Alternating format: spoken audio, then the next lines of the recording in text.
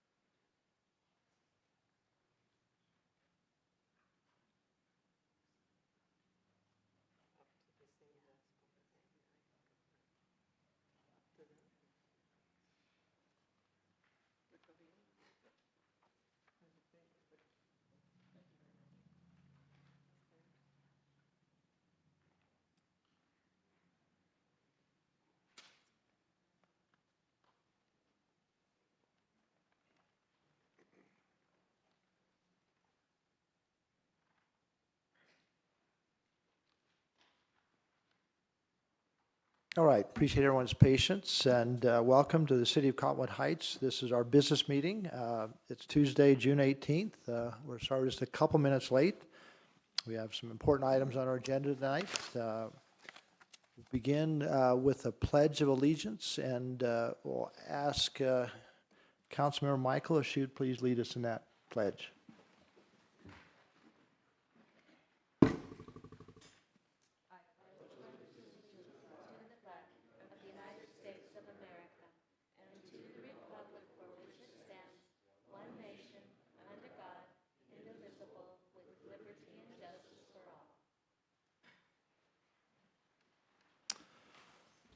Thank you, Councilmember Michael. We have two opportunities for public comment tonight. The first is just citizen comments. You're welcome to speak at both citizen comments and regarding our budget, but we'll begin with citizen comments. So if I call your name and you strictly want to speak during the public hearing on budget, just kind of let me know and we'll call you up again. So Lynn, I think you want to speak to both, so we'll have you come up first on public comments. Good evening, Mayor, Council. I just wanted to say that I was a little disappointed when I heard that at the last meeting on June 4th, you all approved the general land use map amendment and zone change for the properties on Little Cottonwood Canyon Road. We have a big problem on Wasatch Boulevard, and these continual upzones are contributing to that problem. They're not contributing to the solution. So I would just ask that the next time you're faced with one of these requests, you think about that problem. Think about Giverny. Think about the previous Rolla and Despain property zone changes. Think about the additional story on the Canyon Center Hotel. Think about the latest zone change on Little Cottonwood Canyon Road. Think about how all of those approvals are contributing to the problem, not to the solution. Thanks. Thank you, Lynn. Ed, do you want to do the budget or public comments? Thanks. Tim, budget or public comment, or both? Or both? 5G. So I promised you guys 2 weeks ago I would do some homework on the 5G and what that meant. And I want to say thank you to our city manager. I requested the map of all the 5G, all the things. Cell phones. And that came through, cell phone towers, and that came through in about a week and a half. That's awesome. Thank you very much. So to talk about 5G, and there's a lot of, if you look on the internet, there's a lot of conspiracies of like, oh, it's going to cause this cancer, and it's going to do this, and all these horrible things are going to happen. There are some fundamental differences between 3G, 4G that we've had for a while and 5G. The first one is normal TV, radio, AM, FM stuff is in this giant broadcast, basically three-dimensional ellipse. They have big towers, and everyone gets all the signals all the time. And that's the way 3G and 4G cell towers work as well, but on a little smaller scale, only like a 10-mile scale versus, say, a 30 or 40-mile scale for your TVs. 5G is completely different. 5G says, I know where you are.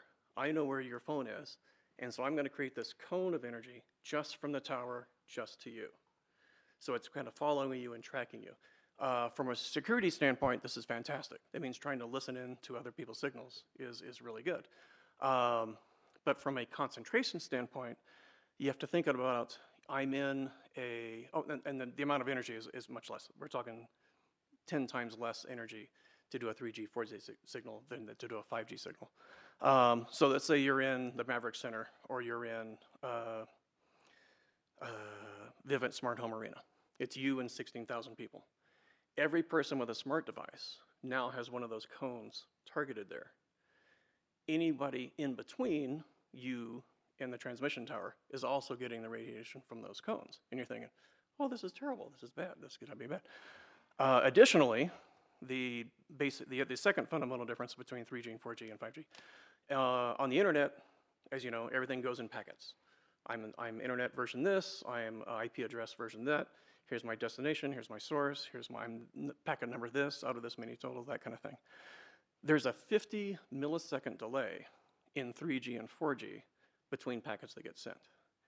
In 5G, it's 1 millisecond, which means you're getting 50 times the signal to this and about a 1.5 meter radius around you of that thing. So it's 50 times as intense. Additionally, the wavelength of these things is your normal 3G, 4G thing is, say, 400 millimeter, 500 millimeter kind of thing. In the 5G world, it's 100 millimeter to 1 millimeter, which means it's much more intense, much more strong signal. So the downside is, I finish? The downside is, if there's 1,000 people between you and the transmission tower, you're getting all their signal, and you're getting 50 times the signal because it's 50 times the send rate. The good news is, it's all sub-infrared radiation, which means you may get a little hot, but that's it. So it's all good. So the end of the story is, it's not going to cause genetic modification like UV rays or gamma rays or X-rays. Nobody's going to turn into an Incredible Hulk or anything like that. You just may, especially if you're sweating a lot, because as you sweat, you get more microwave absorption. It just means you may be a little hotter at events than you used to be, on the order of about 1/100th of 1 degree. So there you go. All right. Thank you Thanks. for the education. Nancy Hardy?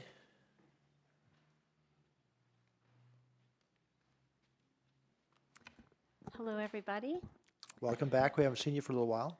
I know, it took a break. I'm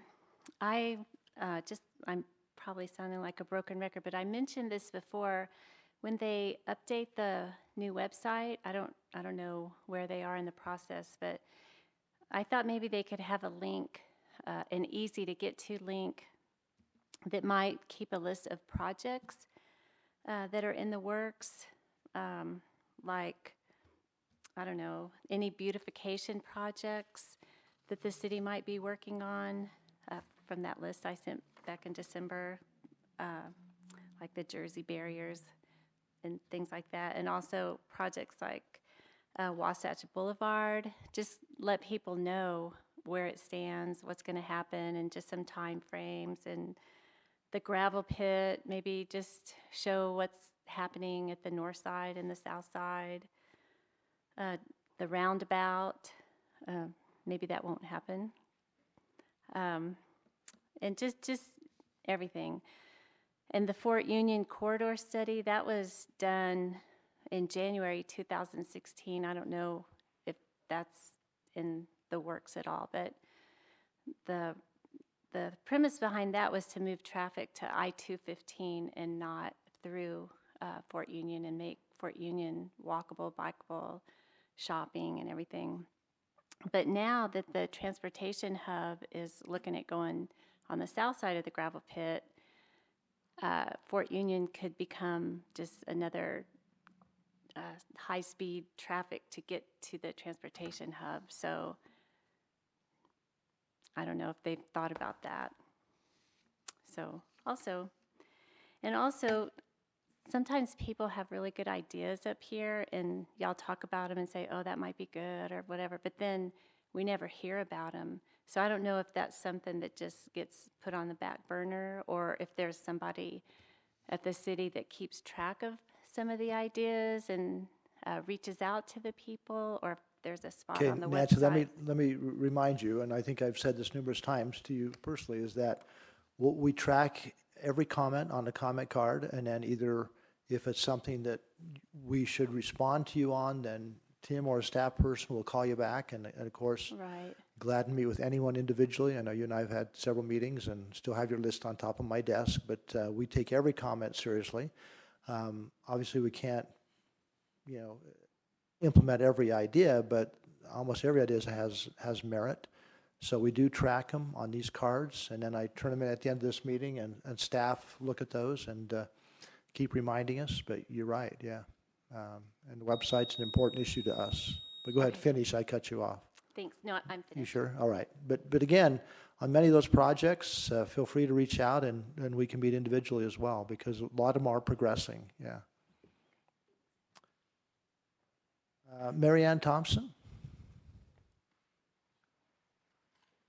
I was told my protege. Bring them all up would with you, come yeah. up with me.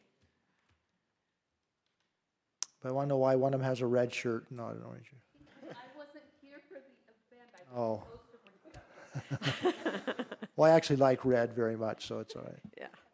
So, anyway, I'm Mary Ann Thompson, and I am the leader, or state leader, for the Utah chapter of Moms Demand Action. I was told I could introduce, I'm going to say Micah Wood, Kate Hinckley, Carolyn Tuft, Galen Benyon, and Sarah Willard as part of the team that's with me. And our purpose to come here tonight was really to express sincere appreciation publicly to all of you. I first start with the proclamation.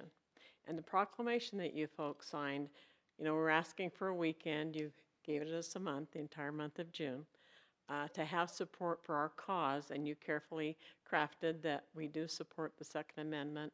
We're for gun safety. We're we're not always accepted that way. And so that was helpful, I believe. I believe it helped give us some credibility. We had it on display at our event, and many people saw it, looked at it. And I also think it's the first one we've had here in Utah. Other communities have done that, and I think we have not had that. And so our sincere appreciation, it meant a lot to us. It meant a lot to the people that were out there working so hard. And then that came, and we were all excited. And then came word of Chief Russo's decision in order. I can't say. And we were elated. I'm going to tell you that National Moms contacted me, and they want a picture tonight if we can get one, because they're not aware right now of any police force in the country that has publicly stepped forward to support the cause and the issues that we're trying to do to reduce gun violence. And that is so meaningful because your police force, your men and women in uniform, are more significantly affected by gun violence than any other segment of society other than those who are victims. And to have them understand the significance of that and say, yeah, something has to be done. We have to do something. And I'm hoping above all hopes that if we're able to make changes, some of the changes we hope, which are background checks, universal background checks, red flag laws, which I believe most policemen would be thrilled if we could take the guns out of the hands of some people, even temporarily, who maybe shouldn't have them. And we just wanted to publicly come here tonight and thank you with all of the thanks we can give and tell you that our event that we had on that Saturday was one of the biggest, most well-attended events we've had, and some of the newspaper coverage and the support you all gave us contributed to that. And we even were able to light the Legacy Bridge at University of Utah without spending any taxpayer dollars. And although they were considering it, I think what y'all did started a momentum that caught on here in the community, so you were real leaders in that respect. We didn't want it to go unnoticed or not be recognized publicly. And that's why we all came here tonight to say thank you. Well, thank you, and we'll allow the council to make comments back to you because I think this is an important issue, and we'll let you get a picture as well. But I think it's interesting. Sadly enough, it was like just a couple days later after we signed that proclamation, we had that tragic example of gun violence in Florida, which was just really made me, again, rethink my commitment to that proclamation and how valuable it is. Just that one example right there. And we appreciate that night you brought someone that's dear to our heart in our city is a family member who was involved in a Trolley Square incident. So I have two of them with me tonight, mother and daughter. I was hoping that it was them, and so we remember that. We support this whole thing about violence, and that's the key word. There's violence. It's guns. People can have guns if they're done safely, responsibly, but it's the violence that comes with it. And that's right. I was contacted by a radio host, and I shared that same issue. And it's hard for anybody to argue that they support violence. So right. We applaud it. So any comments from the council, and we appreciate you being here. I just want to thank Galen for bringing the matter to us, and it's such a crystal clear example of how much the public can influence significant matters when they just engage. So thank you. Thanks for doing that. Thank you. All right, so thanks again. Thank you. When I read the order from the chief about allowing the officers to do the orange and other things, I was like, that was a good move. That was smart. So thank you. It was. Well, the people in New York heading our organization said, who is this? Where are they? But, the momentum is But they didn't know who we were building in the immediately? country, huh? Yeah. They didn't know who we were immediately? Well, they should have, but they didn't. Anyway, thank you again for letting us speak Okay, you want a tonight. picture with someone? Well, we actually want a council and the chief, but you Okay. guys have business to No, take that's right. care We can do it quickly. We're normally do Okay. that, yeah. of.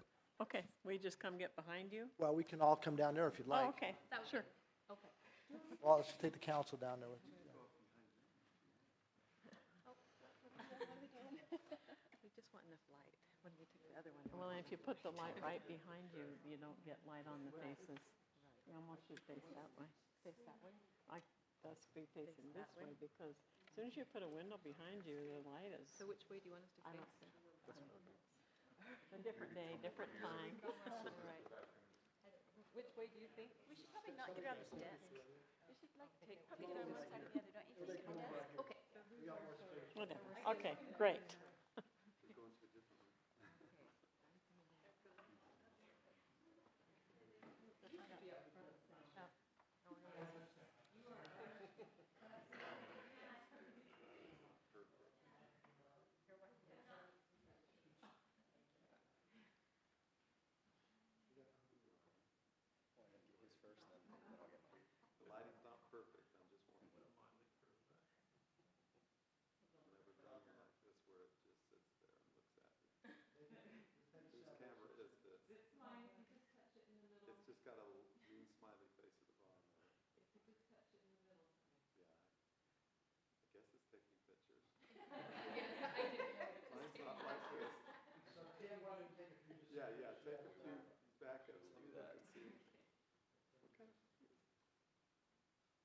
Wonder if Tim and Tally, if you two could just come in just a little bit.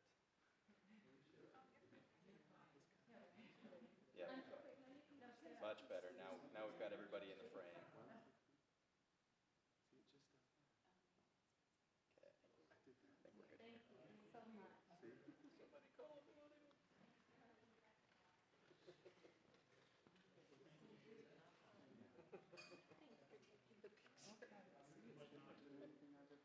Well, it's not mine, so I. Okay, perfect.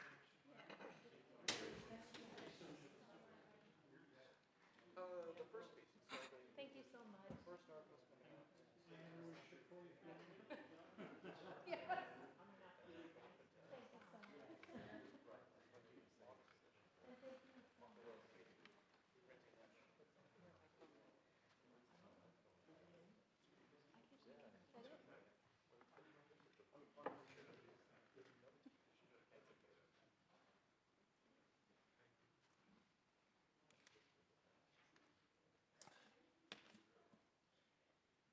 All right, referring back to the agenda, we'll now close our citizen comment period and move to our public hearing for our proposed amendment to the 2018-2019 fiscal year budget, and also public hearing regarding our 2019-2020 fiscal year budget. So we'll call that public hearing open, and first give Lynn Krause an opportunity to come up again. Lynn?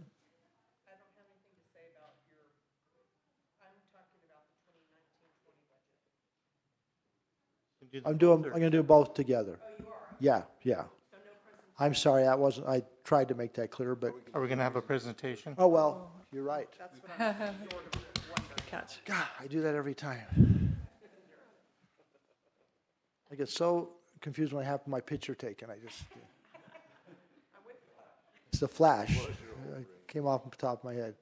Thank you, but Tim Tingy, will have him introduce the public hearing comments, and also have Scott Georges, our finance director, introduce the budget as well. So Tim, thank you.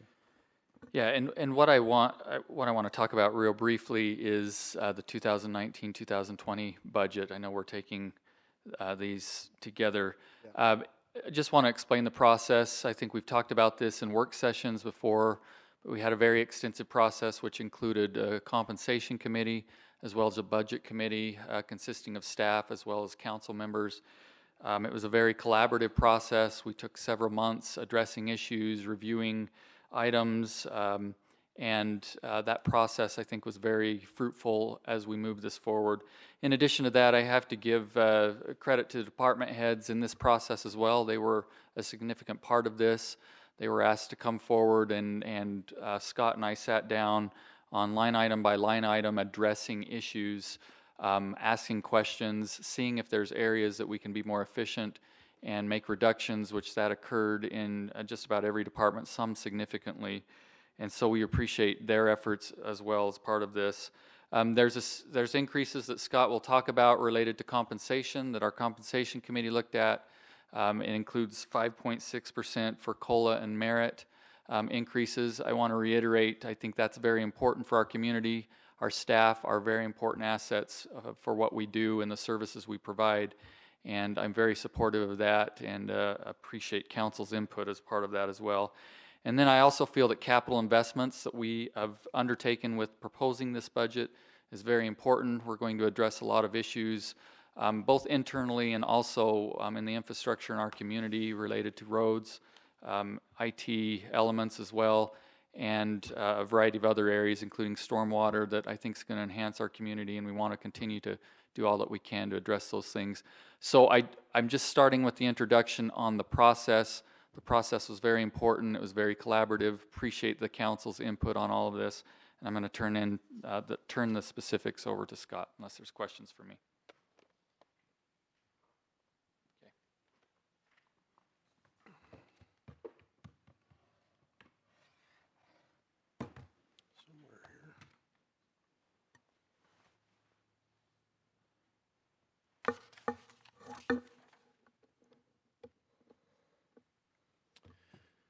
Okay, as soon as this comes up.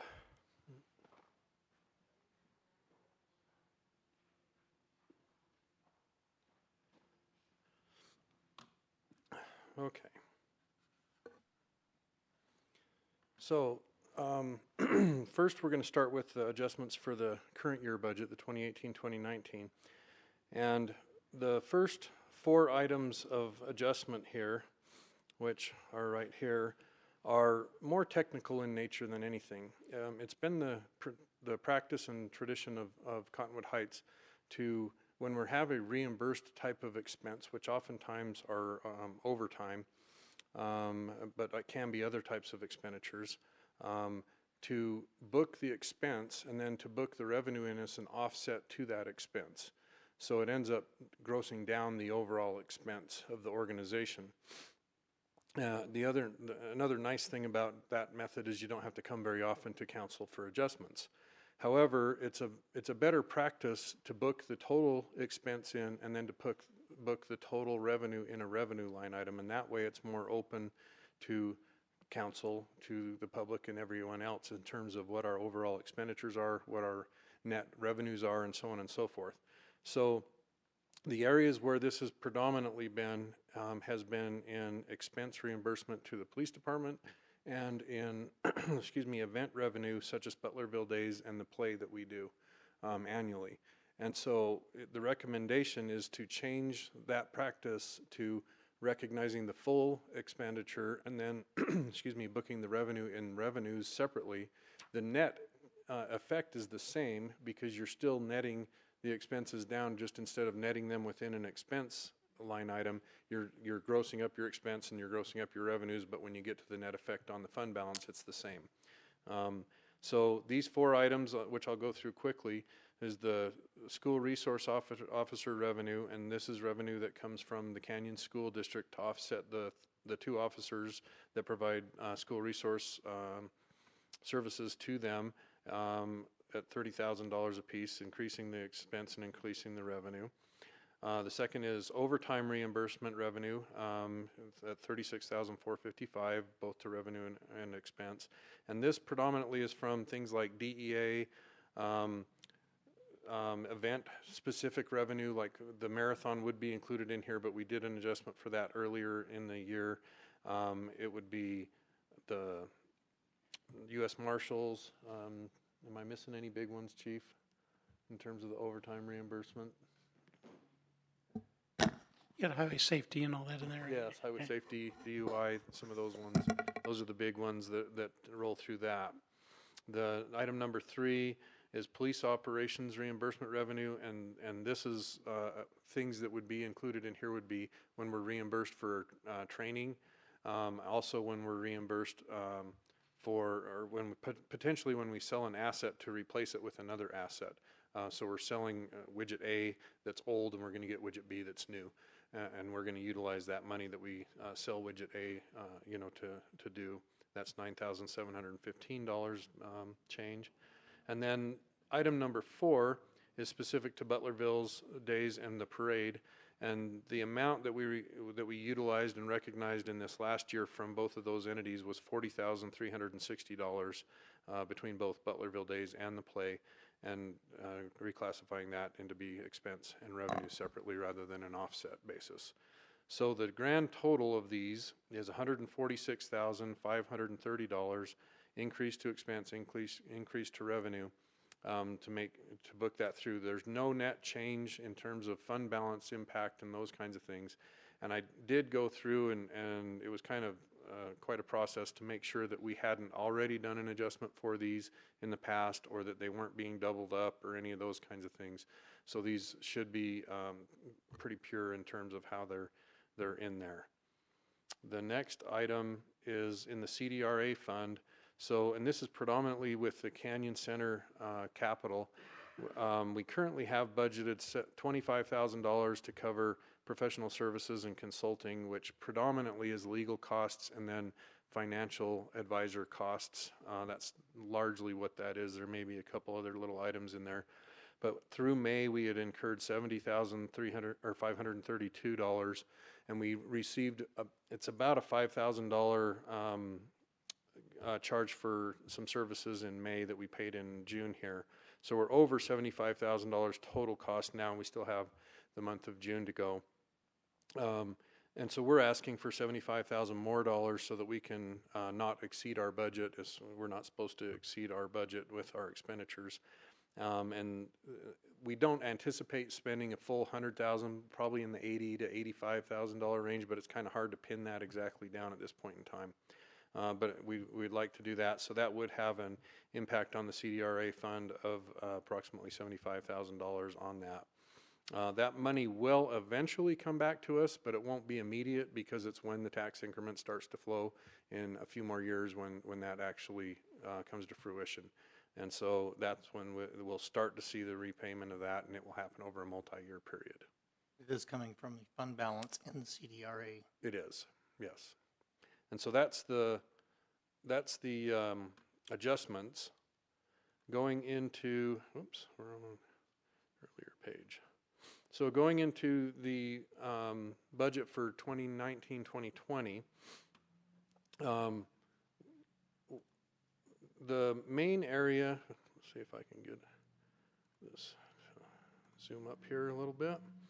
The one area where we show a difference is right in our revenues in this first bullet line item here that I just highlighted, is in our property taxes. And in property taxes, until we get our certified property taxes from it comes through the county auditor and then to the state tax commission and everything, we don't really know what our new growth is going to be. We can estimate, we can guess, but we don't really know what that's going to be. When the new property tax growth came in, it came in at $60,446, and we had estimated about $55,000 in our tentative budget. And in addition, we added about $25,357 between delinquent collections and interest to round that out. So what it is there's a $29,995,000 increase over what we had included at the tentative budget period. So that the net increase in our property taxes is a little over 1% at 1.08%. The no other changes have been recommended through the budget. One thing I do want to make note of, well, maybe two things expenditure-wise. One is what Tim already mentioned, is that we're recommending the COLA in at 1.9%, which that would be all employees would be eligible for that. And then on the merit, it would go in at 3.7% or 3 steps. And that would be eligible to those employees who are not topped out in their area as yet. And then one other item is in the election, we had initially asked for 60,000 in the elections because we were going to do the referendum. However, it looks like that referendum failed, and remind me the name? Initiative. The initiative, I cannot remember that. I don't know why, but the initiative looks like it will not be this year because of the timing of that, so that will be in a future year. So this technically could be reduced down to about $40,000 if you would like. You could leave it in. It's in a segregated area that will not be utilized, or we could adjust it out at a future date when we do an adjustment. Totally at your discretion, whatever you'd like to do on that. That's the only other item that I'm aware of. The net adjustment to the revenues of the $29,995 will flow through to the general fund ending fund balance and have some effect there in terms of the 5% and 6% that we have, and then also the amount available for appropriation at the end of the budget year. But that's all the changes.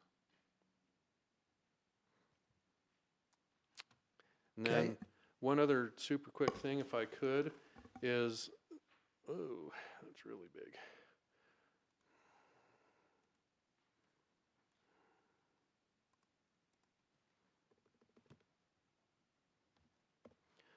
See if we can get this down to a readable size. So on, this is the overhead stuff that we had talked about earlier in the work meeting. And looks like it doesn't want to all fit on here, but I had calculated areas that there would be a direct base, and direct would be when the entity, event, or people go out and have direct interaction with the public. And then said that would be a direct function of the city. Even though you all have direct relations with the city, I counted you as overhead because you're more policymakers than you are, actually, direct out doing that. And then obviously myself and my division of finance and or IT that I'm over, they would obviously be overhead type allocations because we don't directly get involved with that. And so as you go through and you look, this was a first blush purely based off of overall expenditures. And so I'm going to hide this row, see if maybe it'll fit on there. So as you look at this, our direct base is just over $16 million, how I estimated it for this. Doing an overhead allocation strictly based on dollars, which in some cases works and in some cases doesn't work. For instance, and for fire, for instance, there's some HR overhead being charged there. Obviously, we don't have any people in fire, so there, that may not really hold water if you really wanted to look at it. But I think in a general sense, it gives you at least some idea of how overheads could be allocated.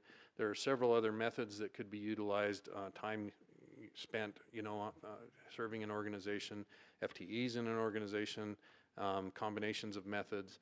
But our total direct is over $16 million. Our total overhead is about $4 million. So depending on which way you look at it, our overhead is approximately 25% of our direct base, or you could say of our total expenditures, approximately 20% of that is overhead. So depending on which way you use as your denominator on that.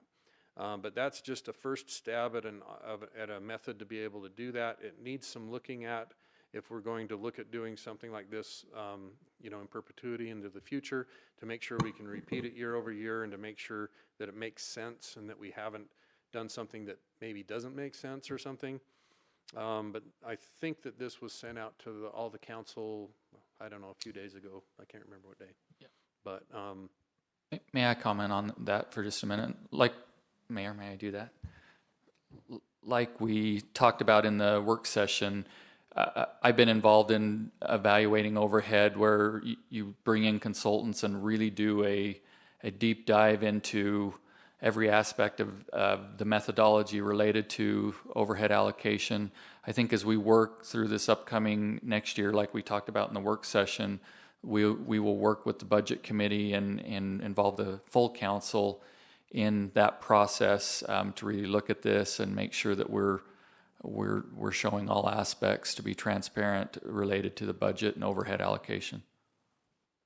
And one other just final note I'll say is this only addresses the general fund and assumes that all overheads would be assessed only to the general fund, but we would probably need to expand that beyond to the capital improvements fund, for instance, it has some representative here, which is the transfer to the capital improvements fund, but there's other costs that are in the capital improvements fund, and then there's also the CDRA fund that we would need to address some, some allocation there too. And so this is kind of a first blush, but gives you maybe some idea of it, and then we can look at refining it and getting to a better position, at some point in time in the future if this is something that we want to do. So the gross numbers are probably accurate. How they are allocated amongst the various departments is subject to a lot of interpretation and or discussion. Yeah. I want to depending on how we thank do it. staff for taking a stab at it, because this is far more transparency than we've ever seen to date with our budget. So thank you, and I look forward to more and more transparency. I think you can never err on the side of being completely candid with the public on where their dollars go. Okay, Scott, thank you. Any further questions from the council regarding the presentation and either the amended 2018-19 budget or the tentative 19-20 budget?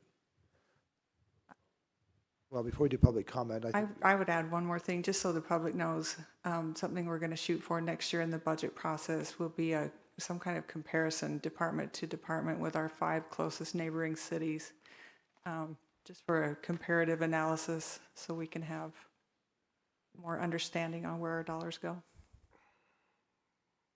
Scott, a couple questions I have just for, again, public information. Could you share with us the amount we actually, for the public, there's no tax increase proposed in our budget. That's Nope. good news. Secondly, I think we added dollars to our general fund balance over the last cycle. We're from a The budget current- in the current perspective. budget. Yeah, from a budget perspective in our current, we actually have a reduction in our general fund of, let me look and see, of 134,000 budgeted. However, I think we'll come in with a contribution probably in the $200,000 to $300,000 Right. range, somewhere in that range. Okay. So That's my point. And we applaud staff because I think even though we allocate a budget, we appreciate the efficiencies that go on through the year. And so that underspending is obviously something that I think is critical and important to us as well, is my point. Yeah. And then I just remembered one other thing, and dang, I don't think I have that up. Let me look on my phone. So we have in our budget, and of course I closed it. We have our tax rate is recommended to be 0.002002. Is it this one? Nope. You'd think I could find this really quick. But our average home value, sorry I can't Maybe find you want this to really advance quick. that slide up to that page in the document. Yeah, I don't have it in the slide, unfortunately. If I recall, it's around 457,000. Is that I correct? think it's 500 and some thousand. Why can't I find that? What you said Sorry. earlier was 457,100. Yeah, you said 457 inside. Did I say four? Oh, it is 457. There it is. 457,100 is the average home value in our city. So that means that a taxable value would be 251,405 because we tax at 55% on a primary residence, and at our tax rate of 0.002002, that will generate property taxes of about $503 on the average home value. And so as you're looking at your overall taxes, remember the city is not responsible for all the taxes on your statement. It's only responsible for the part from the city. And without a tax increase, it should be similar to what it was last year, but depending on whether your home went up or down in value, greater or less than the average, that could change a little bit, but should be about 503,000 if your home's the average value of 450. But on average, the levy went down 4.5%, was that right? Yeah, the overall rate went down let's see, it's back here. 4.some%, and the value of your home went up that same, it's 4.12% on average. And so if your home is on average, then you shouldn't see any increase. You should see an increase in your value and a decrease in the rate that shows the same net tax. All right. Yep. Thank you. Any further questions of Scott or Tim? Hearing none, now we would like to open it up for the public hearing and take input both on the amended current year 2018-19 budget or comment on the tentatively adopted 2019-20 fiscal year budget. So we start with Lynn again. You get to come up 3 times. I need more exercise. Okay, I think I'm looking at Lynn Krause, District 2. I think I'm looking at an old document. Part of my confusion with this budget was there were 2 tentative columns. And so I know this is not interactive and I'm not allowed to ask questions, but there were 2 tentative columns, and my thought process was take the lower number on the expenses from each one, and then you save about a couple $100,000. Don't know if that's even possible. I'm just going to throw it out there. You don't have to respond. I left you a message today. That was me, by the way. Anyway, so just throwing that out there as something to look at, because in my opinion, as you well know, suck it up, tighten your belt, make cuts. Having said that, I applaud all of you guys because this was much less painful than it was last year. So I should have started out with that. This is a much better process. But so that was my first comment, was that whole 2 tentative budget thing, and can we pick the lower number, somehow work that in and reduce some expenses. The other thing, I also mentioned this last year, was it would be really nice if we had a line item at the end by where it says ending fund balance that actually shows the amount that's in reserve, that 6%. I mean, I know it's in the comments and it's documented, but it's nice to see it visually. This is what our ending fund balance is. This is what we cannot touch. And this is what we have to play with if we want to play with it. The other thing I really liked, the overhead allocation. I appreciate the additional transparency. I think we need to see it. I think we need to know where every dollar is going, and that overhead allocation is important, and I hope we do a better job of that next year and continue to improve upon that. And that was all I had. Thanks. Thank you, Lynn. George Lucas. George?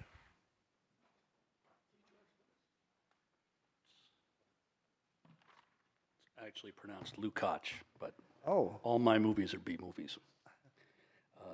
Good evening, Mayor and Council.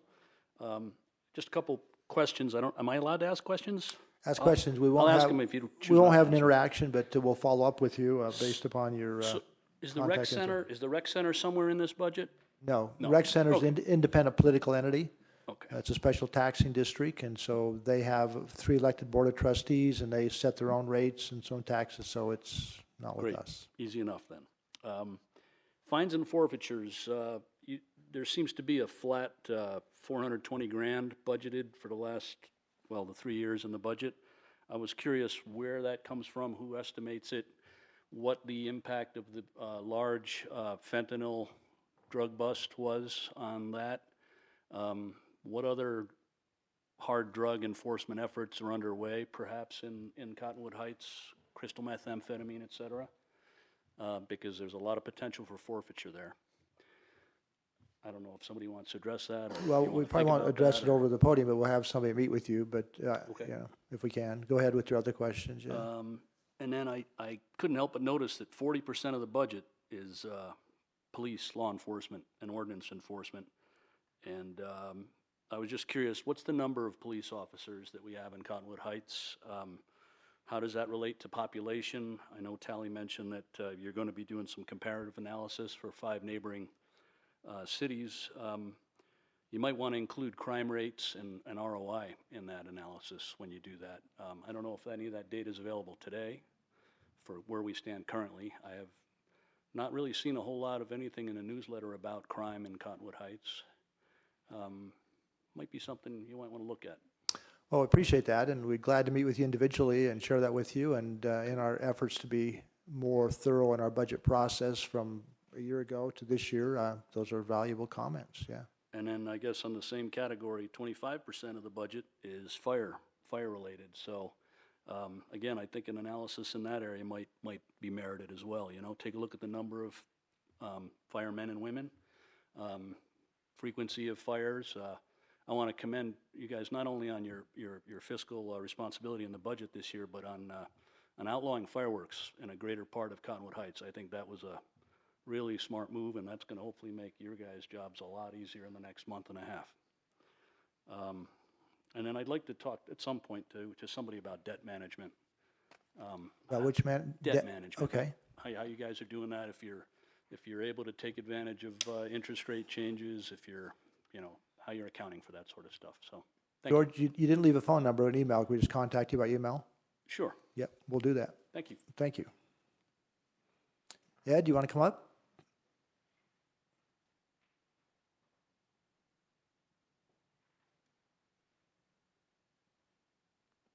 Good evening. Good evening. I'm just here this evening to bring light to the issue that the gentleman prior to me coming up, it's in reference to our overall police budget. And I've done some cursory research, and I'd like to ask a few questions also, is what is the total budget, including salaries, expenses, and everything projected for the 2019-20 budget in reference to our police department? Because I'm having difficulty downloading that right now. And in reviewing Holiday, they have a population of 30,709 people, according to the latest figures I could get, and Cottonwood Heights with 33,996. I know that we're spending quite a bit more. They have the unified police in Holiday at an expense of about $4.8 million, whereas we also utilize prime real estate to house our police department, I believe in somewhere in the area of close to 16,000 square feet, as compared to the unified usual accounting of around 4,000 square feet. Now, we can play with the numbers, we can maneuver it, but we're in a budget situation in Cottonwood Heights. Last year, the taxes were raised considerably, in double digits. And there's an accountability that must be taken. It was raised by the last gentleman about the crime rates. I'm not reading in the paper or anywhere about crime rates over the top in our beautiful area. But we're prepared for Armageddon. And I wonder why. In a town that's situated right here at the Wasatch Front, why we're sitting here with a police department that, in my mind, is bloated. We spend too much money on this. Our city has a considerable percentage of elderly people who we've taxed this past year. We owe it to them, ladies and gentlemen, to reconsider the budget for our police force, take a hard look at reviving another look or melding together a way of downsizing the force in a proactive manner that is suitable for fiscal responsibility. Because right now, we're just talking cuts and raising taxes to make it all work. Is that what we want to do going forward? Are we sitting in the middle of a huge crime rate in this city that has not been uncovered, that we haven't been told about? Please let us know so then we can justify the expense of our police force as compared to looking at the fiscal responsibility of renegotiating with the unified police department at some point. Thank you for your time. Thank you, Ed. Appreciate your comments. Tim, I think you have one person who sent something in writing we probably ought to read into the record. Yeah, I received it. The city received an email from Anna Marie McNamara. It was at 5:31. It was related to the budget review. I'll just read it into the record. She says, I will not be able to give my public comment because I'll be at the Canyons District meeting, but I still want to give public input on the budget. Our city has long spent money without regard for transparency or the future. It concerns me that we agree to projects without exercising fiscally responsible decision-making. We still don't know the true cost of our police department or how much we spend on them renting our city building. I would like to see more reasonable spending on our police department. We spend nearly twice what Holiday spends on our police department, and our city simply does not have the financial liberty to spend this much. And that was signed citizen and constituent Anna McNamara. Okay, thank you. Anyone else who'd like to make public comment regarding our budget or budget amendment? Come on up, Tim.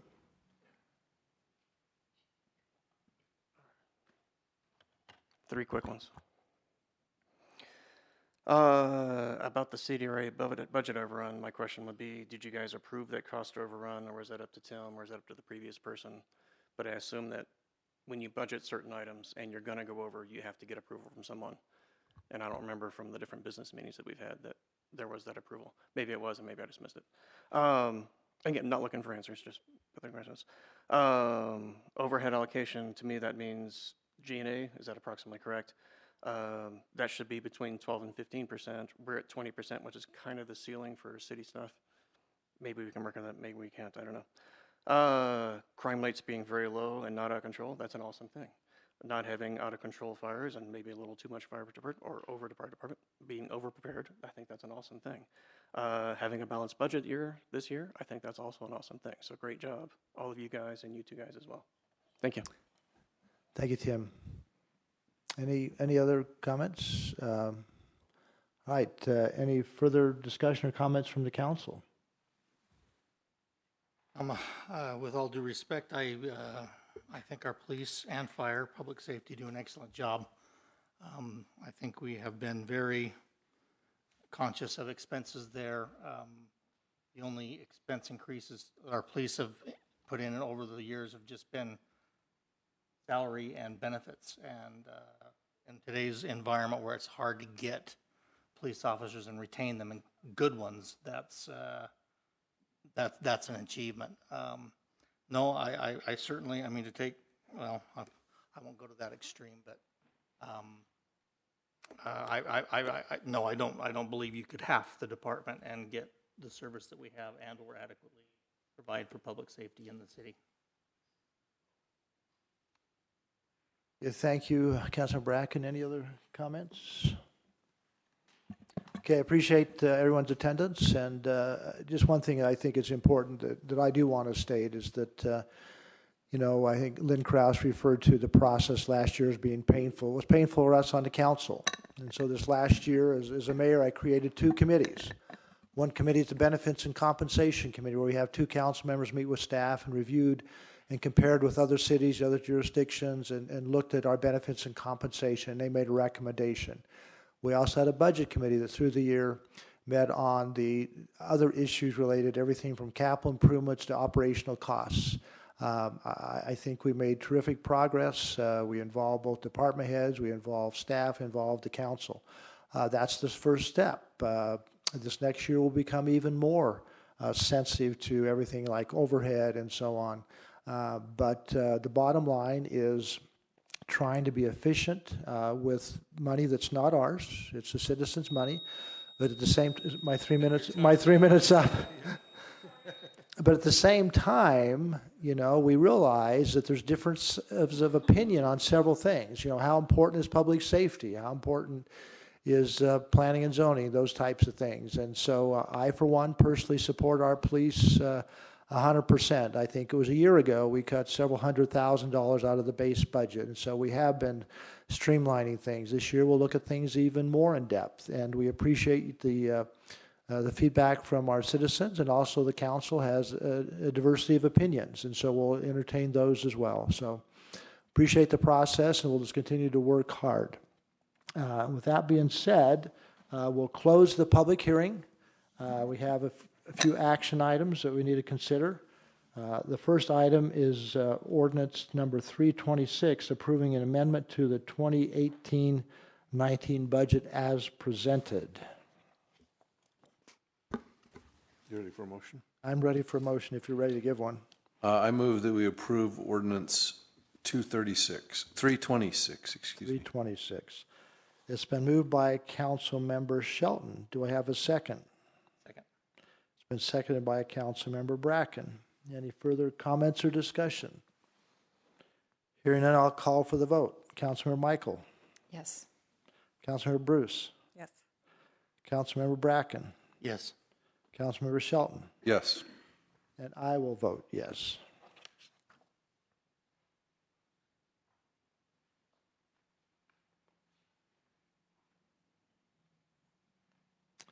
The next item for consideration is ordinance 327, adopting a final budget for the period of July 1, 2019 through June 30th, 2020, making appropriations for the support of the city of Cottonwood Heights for that period.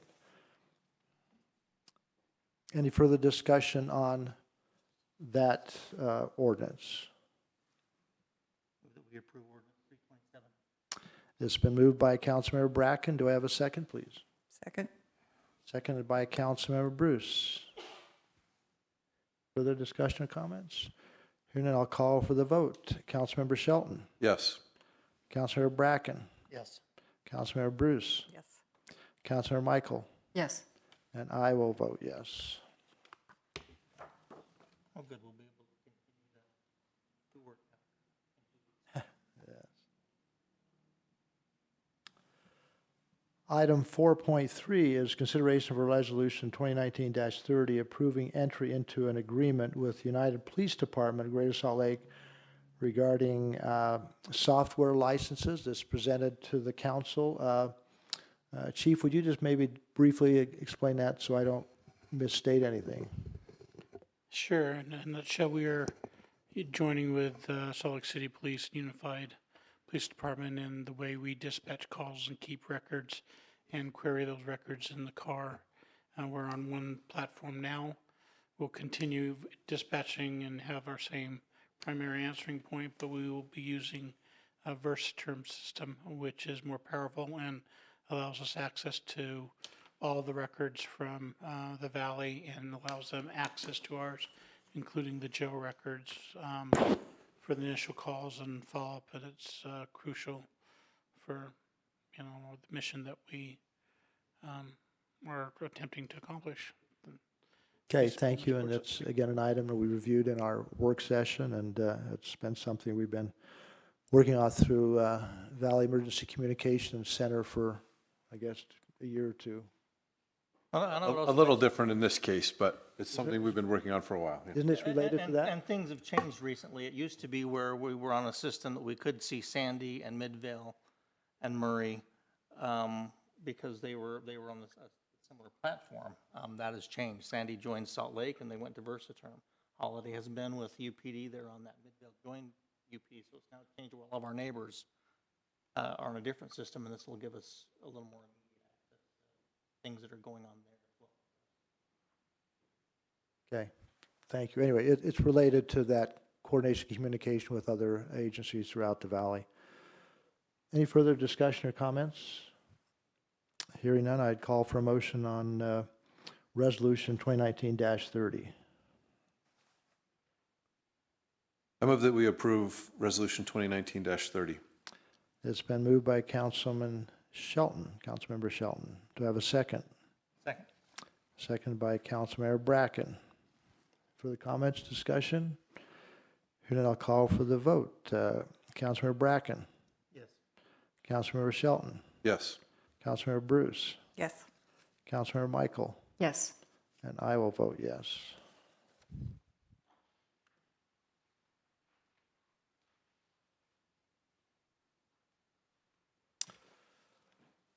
Next item is Resolution 2019-31. It's approving entry into an event proposal agreement with Custom Events. They provide the inflatable rides, the climbing walls, and similar gains of rides for public events. And part of this is all part of Putlerville Days, and something we've done for the last several years. And so, any questions or comments regarding this resolution? I would add that our events coordinator, Ann Etchell, has continuously works on these contracts each year.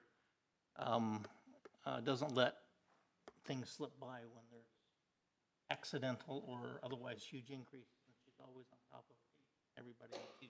This is another batch of ones that she's worked on very, very well.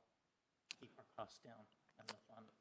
That's true. She's always negotiating, that's right, and it does follow a formal process.